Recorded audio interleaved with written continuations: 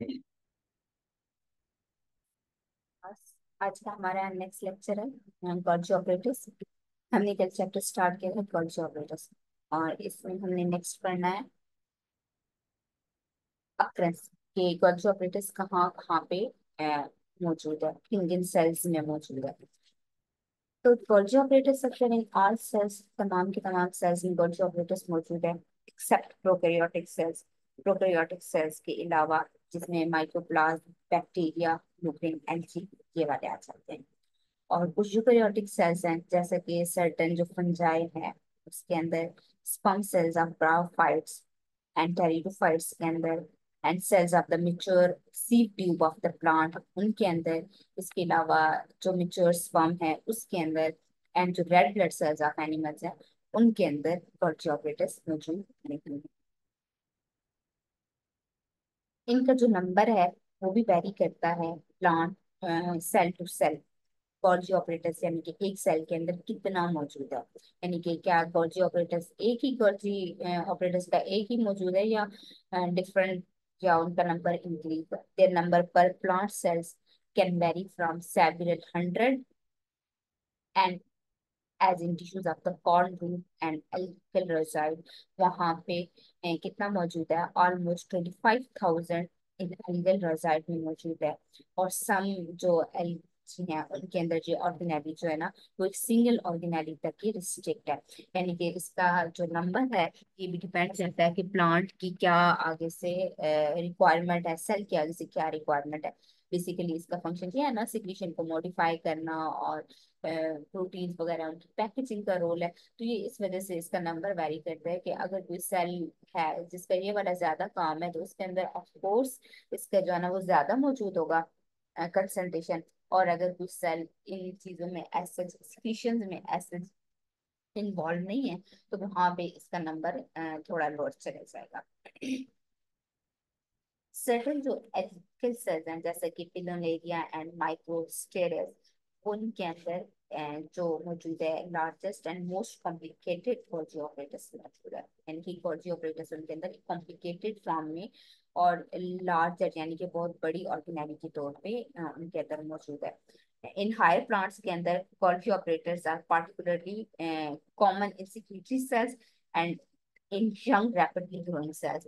और इसके अलावा ये जो गोल्गी ऑपरेटर्स है ये सिक्रीटरी सेल्स के अंदर और जो रैपिडली ग्रोइंग सेल्स हैं इनके अंदर जो है ना उनकी कंसंट्रेशन ज्यादा है। बिकॉज जो ग्रोइंग सेल्स हैं उनके अंदर प्रोटीन्स की जरूरत होती है या मटेरियल्स की जरूरत होती है। तो ये उन मटेरियल्स की पैकेजिंग और सिक्रीशन का रोल प्ले करता है। तो दैट्स वाई उनके अंदर इनकी कंसंट्रेशन ज्यादा है। इन एनिमल सेल्स यूजुअली ये जो है ना as a single Golgi operators के तौर पे मौजूद है। हाउएवर इसका नंबर भी जो है ना वो एनिमल्स वेरी कर रहा होता है। इसके अलावा इसका नंबर जो है वो वेरी कर रहा होता है। 10 तो हमारे पास पैरा अमीबा स्पीशीज है, उसके पास क्या है, दो गोल्गी ऑपरेटर्स है। इसके अलावा जो नर्व सेल्स है, लिवर सेल्स एंड कॉर्टेट के oocytes जो है उनके अंदर गोल्गी ऑपरेटर्स मल्टीपल फॉर्म में मौजूद है। वहां भी इसकी जो आप कह सकते हैं इसका नंबर है वो 50 ऑफ देम जो है ना वो लिवर सेल्स के अंदर, there being about 50 of them in the liver cell. अगर लिवर सेल्स की बात की जाए तो उसमें इसकी जो तादाद है वो 50 हो सकती है। यानी सेल टू सेल जो हमारे पास गोल्गी बॉडीज हैं इनका नंबर वेरी कर रहा होता है। नेक्स्ट है हमारे पास डिस्ट्रीब्यूशन। प्लांट सेल के अंदर जो गोल्गी बॉडीज हैं ये कैसे डिस्ट्रीब्यूट है, कहाँ कहाँ। अभी हमने पढ़ा है अक्रस, अक्रस का था कि किन किन सेल्स में कैसे कैसे मौजूद है, कहाँ कहाँ जो है ना ये मौजूद है। अब है हमारे पास इसकी डिस्ट्रीब्यूशन कि ये कैसे जो है ना डिस्ट्रीब्यूटेड है प्लांट सेल्स के अंदर। In in the cells of higher plant, अगर हायर प्लांट की बात की जाए तो गोल्जी बॉडीज या डिक्टोजोम भी इनको बोला जाता है। जो कम्प्लेक्स या गोल्जी बॉडीज होती है इनको डिक्टाइजोम भी बोला जाता है। और इसको डिक्टाइजोम बेसिकली क्यों बोला जाता है, हमने पिछले लेक्चर में पढ़ा था कि ये बेसिकली एक नेटवर्क सा होता है, और नेटवर्क को हम क्या बोलते हैं, डिक्टाइजोम बोलते हैं। तो are usually found in scattered, usually found in scattered और थ्रू आउट द साइटोप्लाज्म। और उसकी डिस्ट्रीब्यूशन जो है ना ऐसे ऑर्डर अरेंजमेंट में नहीं देखी गई, और localized in many particular manner, या वो जो अरेंजमेंट है ना वो क्या है, लोकलाइज्ड है। यानी कि एक जगह पे वो मौजूद नहीं है, एक जगह पे वो एक सेल के अंदर वो लोकली जो है ना एक जगह पे मौजूद नहीं है, वो लोकलाइज्ड है।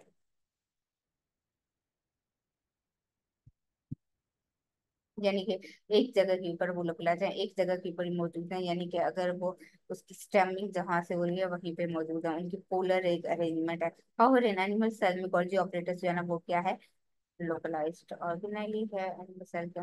For example cells of ectodermal और एंडोडर्मल origin, अगर कोई ऐसा सेल्स है जिसकी origin जो है ना वो एक्टोडर्मल या एंडोडर्मल origin है सेल्स, यानी कि एक्टोडर्म से वो सेल बन रहा है, या हमारी जो बॉडी की एंडोडर्म्स है। अब आपने ये पढ़ी है ना कि हमारी एंडोडर्म है, एक्टोडर्म है, मेसोडर्म है। एक्टोडर्म जो है ना हमारा नर्वस सिस्टम बना रही होती है, एंडोडर्म हमारे जो इंटरनल पार्ट्स हैं वो बना रही होती है, और मेसोडर्म जो इन बिटवीन ऑर्गन्स हैं वो सारे बना रही होती है। तो ये डिपेंड करता है कि सेल जो है ना उसका ओरिजिन क्या है, वो एक्टोडर्मल ओरिजिन वाला सेल है या वो एंडोडर्मल ओरिजिन वाला सेल है। The Golgi operators remain polar and occur in between the nucleus and periphery. जो गोल्जी बॉडीज हैं वो कहाँ पे मौजूद होती हैं, न्यूक्लियस और सेल की जो पेरिफेरी है ना, पेरिफेरल जो बाउंड्री है लाइन, उनके दरमियान में मौजूद होती हैं। For example in thyroid cells के अंदर एक्सोक्राइन, पैंक्रियाटिक सेल्स के अंदर, या जो म्यूकस प्रोड्यूसिंग गोबलेट सेल्स होते हैं इंटेस्टाइनल एपिथेलियम के अंदर, जहां पर इनकी जो अरेंजमेंट है वो पोलर अरेंजमेंट है। And in the nerve cells it occupies circum nuclear position, बिल्कुल न्यूक्लियर के साथ सर्कुलर वे में जो है ना अरेंज है। तो किसी जगह इनकी पेरिफेरी में अरेंजमेंट है, दरम्यान में बिल्कुल, और किसी जगह इनकी सर्कुलर अरेंजमेंट है, जैसे कि नर्व सेल्स के अंदर इनकी सर्कम अरेंजमेंट है। नेक्स्ट है इसकी मॉर्फोलॉजी।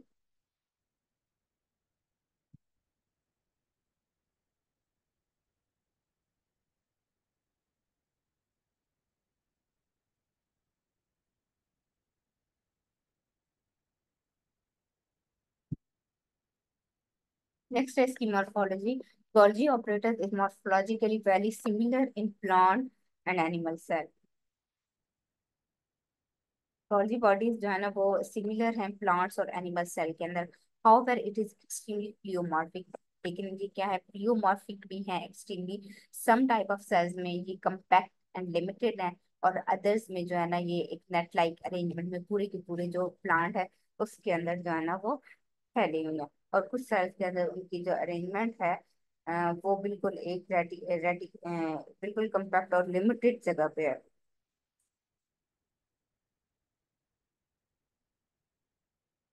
नेक्स्ट हमारे पास इट्स शेप एंड फॉर्म में vary depending on the cell type. इसकी जो शेप है ना ये वेरी कर सकती है, cell depend on the type, cell की क्या शेप है, सेल का क्या है, यानी कि डिपेंड कर सकती है इसकी शेप। और टिपिकली जो गॉल्गी ऑपरेटर्स हैं ये कम्प्लेक्स अरे है interconnected tubules vesicle and cisternae का। There has been much debate के टर्मिनोलॉजी जो है ना गॉल्गी पार्ट्स की हम क्या क्या करें, कि ट्यूब्यूल वेसिकल और सिस्टर्नी इनकी हम कैसे जो है ना वो टर्मिनोलॉजी रखें, क्या ये टर्मिनोलॉजी सही है या गलत है। ये जो क्लासिफिकेशन है टर्मिनोलॉजी किसने दी है, ये डीजी मोरी ने दिया 1977 में, और ये मोस्ट वाइडली यूज्ड है हमारे पास। In this scheme the simplest unit of Golgi apparatus क्या है हमारे पास, सिस्टर्नी है। It is a membrane bounded space. ये बेसिकली सिस्टर्नी है क्या, सिस्टर्नी एक मेम्ब्रेन बाउंडेड स्पेस है, यानी कि मेम्ब्रेन के अंदर एक स्पेस है जिसके अंदर वेरियस मटेरियल और जो केमिकल्स होते हैं वो अकोमुलेट हो जाते हैं। आपने पढ़ा है ना कि जितने भी मटेरियल या प्रोटीन या सिक्रीशन में आ रही होती हैं वो इसकी बेसिकली ये इसका एक ल्यूमन टाइप का एरिया, आपने ल्यूमन टाइप का एरिया पढ़ा है ना, के अंदर जो खाली एक एरिया होता है, यहाँ पे वो इसकी सिस्टरनी जो है ना बेसिकली ये वही एरिया। अब क्रिस्टी बोलते हैं माइटोकॉन्ड्रिया की जो इंटरनल स्पेस होती है, और सिस्टरनी बोलते हैं जो एंडोप्लाज्मिक रेटिकुलम और गोल्जी बॉडी की इंटरनल स्पेस होती है। और यहाँ पे ही बेसिकली जो वेरियस सिक्रीशंस होती हैं वो क्या होती हैं, अकोमुलेट होती हैं, और वेरियस जो मटेरियल्स होते हैं ये यहाँ पे मौजूद होते हैं। तो ये हमारे पास है इसकी सिस्टरनी। नेक्स्ट है हमारे पास numerous cisternae are associated with each other and appear in a stack-like manner. बहुत सारी सिस्टरनी जो है ना एक दूसरे के साथ अटैच होती हैं, और ये एक स्टैक लाइक जो अरेंजमेंट है ये बना रहे होते हैं। स्टैक लाइक जो है ना एग्रीगेशन जो है ना ये बना रही होती है। और इन्हीं जो स्टैक लाइक अरेंजमेंट है इसको हम क्या बोलते हैं, अ ग्रुप ऑफ दी सिस्टरनी। इन्हीं ग्रुप जो सिस्टरनी का है जो एक दूसरे के ऊपर स्टैक करके ला रही होती है, इन्हीं को हम क्या बोलते हैं, डिक्टायोजोम बोलते हैं। और ग्रुप ऑफ डिक्टायोजोम को हम क्या बोलते हैं, पूरा का पूरा गोल्जी ऑपरेटस बोलते हैं। यानी कि एक सिस्टरनी, एक space, like let me show you like this.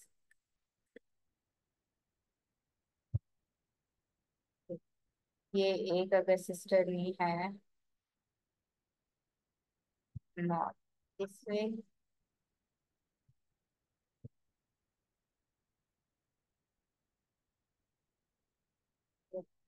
एक सिस्टरनी है फिर इसी तरह जो है ना,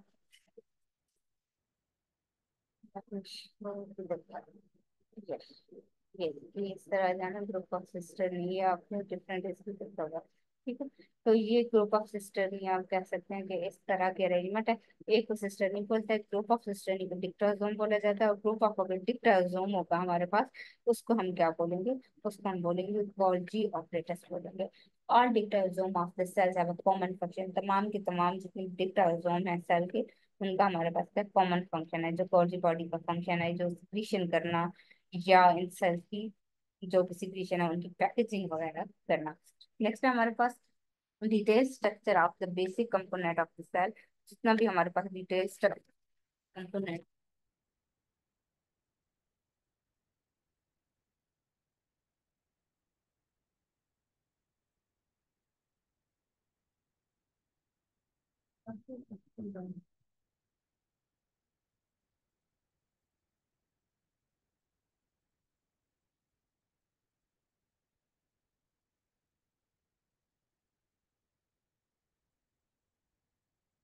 सैक और सिस्टर, सैक जो है ना सिस्टर नी के, और सेंट्रल फ्लैटेंड है, प्लेट लाइक या सॉसर लाइक अरेंजमेंट है।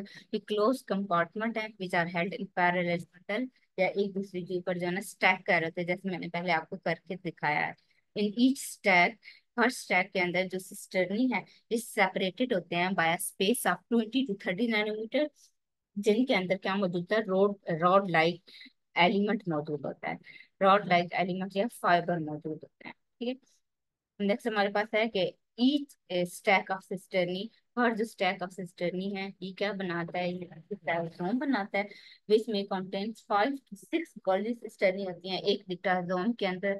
और एक एनिमल सेल्स के अंदर 20 और मोर सिस्टर्नी होती हैं इन प्लांट सेल्स। और एक प्लांट सेल के अंदर 20 और मोर जो है ना वो सिस्टर्नी हो सकती है।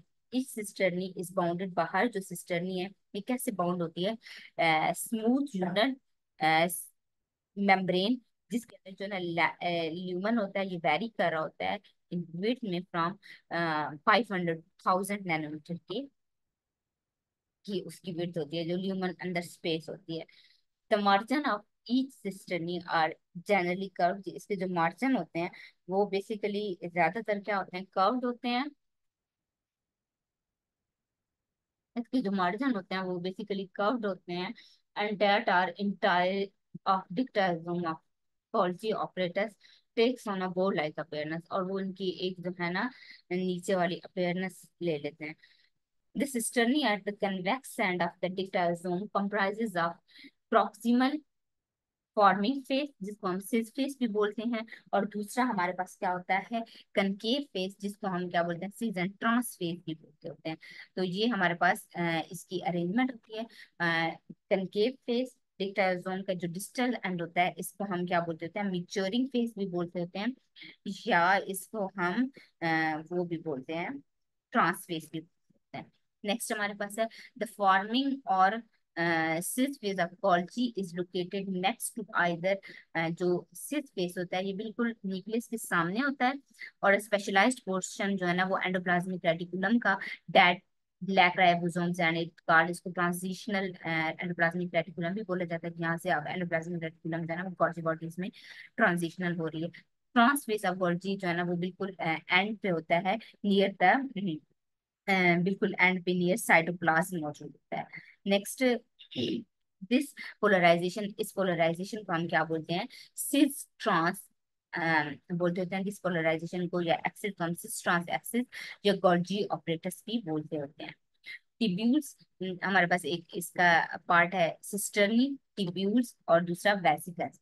तो टिब्यूल्स क्या है, अब हमारे पास द कम्प्लेक्स अरे एसोसिएटेड वेसिकल एंड एनास्टोमेटिंग जो टिब्यूल्स होती हैं, ये डिक्टाजोन को सराउंड कर रही होती हैं और वहां से जो है ना वो बाहर निकल रही होती हैं। इनफैक्ट पेरिफेरल एरिया है डिक्टाजोन का, ये एक क्या होता है, लेस लाइक स्ट्रक्चर में होता है, यानी कि एक जैसे ट्यूब्यूल्स की अरेंजमेंट है तो ट्यूब्यूल्स बाहर निकल लेते हैं, ये उस टाइप का एक एरिया होता है। तो नेक्स्ट जो इसका एक पार्ट है वो हम कल देखेंगे, इसको पढ़िएगा, इसको स्टडी कीजिएगा और नोट्स शेयर कीजिए।